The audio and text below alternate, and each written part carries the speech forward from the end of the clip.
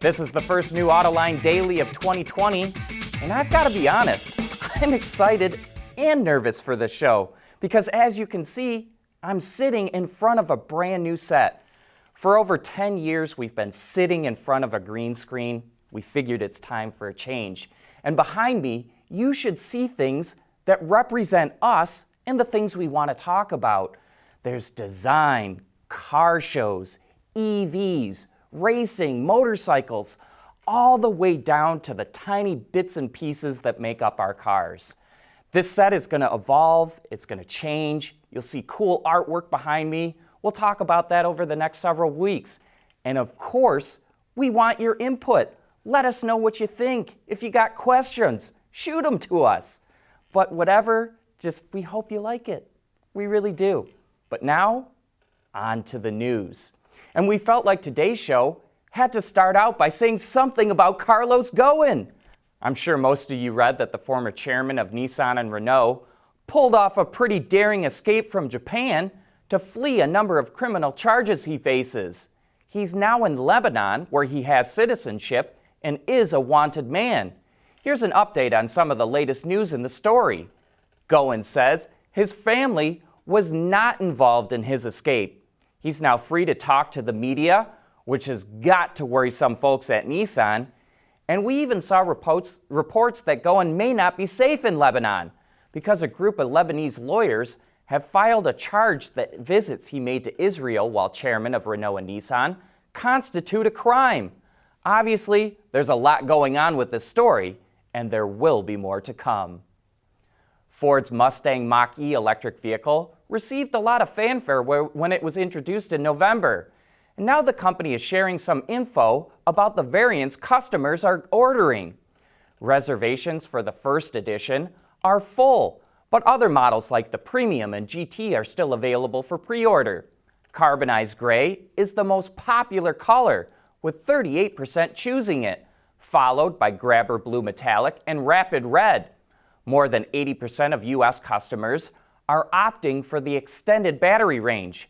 Nearly 30% of U.S. customers are choosing the GT version, and more than a quarter of all reservations are coming from California. And here's a story we always suspected was true, and now we have the grim facts. A study by the University of Pennsylvania Perelman School of Medicine shows that opioid deaths are 85% higher in towns that had automotive factories which closed, compared to similar towns where auto plants remained open. The study found that opioid deaths really start to increase about 5 years after a plant closes.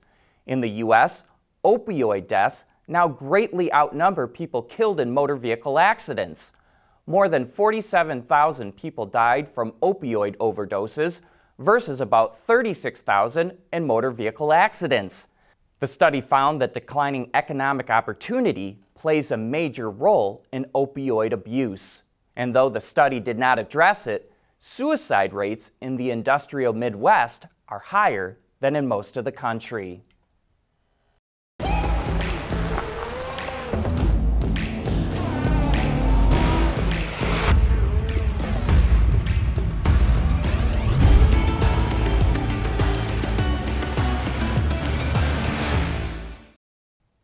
The Hyundai Group has big plans to introduce fuel cell-powered vehicles to the market, and it's partnering with Cummins to create them.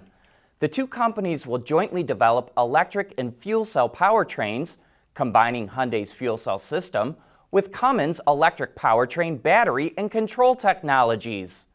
Hyundai will start exporting its fuel cell systems to Cummins and enter the market this year, followed by Europe next year.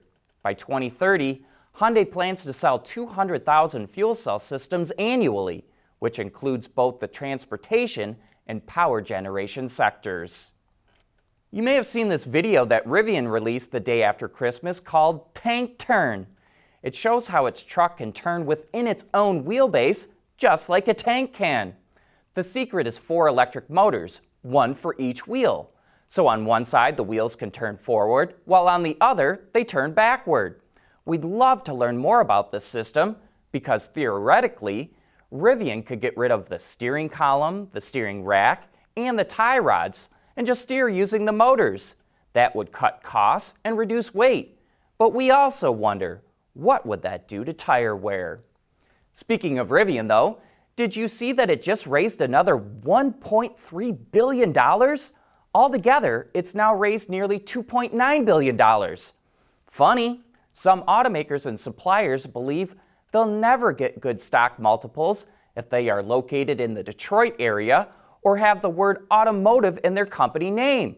Remember Delphi Automotive? It's now Delphi Technologies.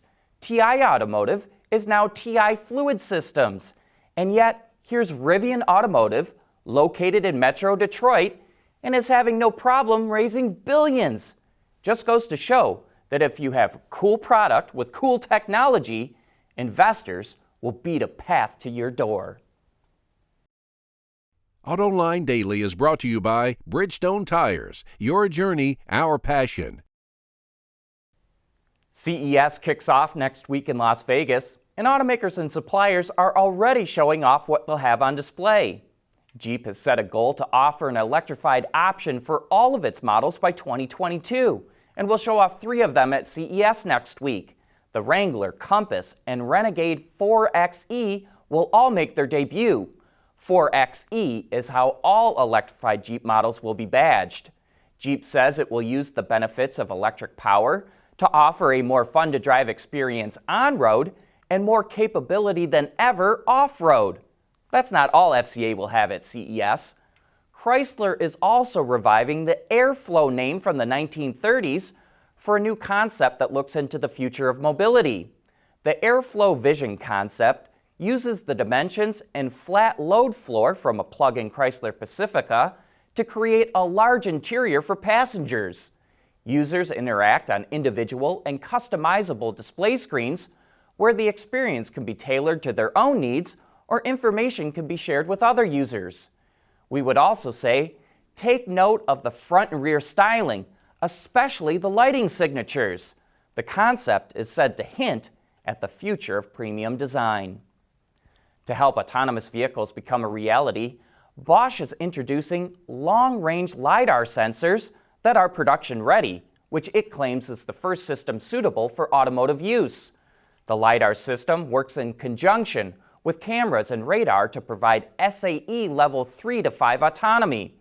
Bosch says it's working on reducing its price through its economies of scale to help bring it to the mass market. Speaking of CES, be sure to watch our coverage of the show starting next week, which is being brought to you by Magna, Gentex, and Bose. John will be talking to automakers and suppliers about the new technology and gadgets they're showing off. So look for those interviews on our website, Autoline.tv. But that brings us to the end of today's show. Thanks for watching. We hope you like the new set. Have a great weekend.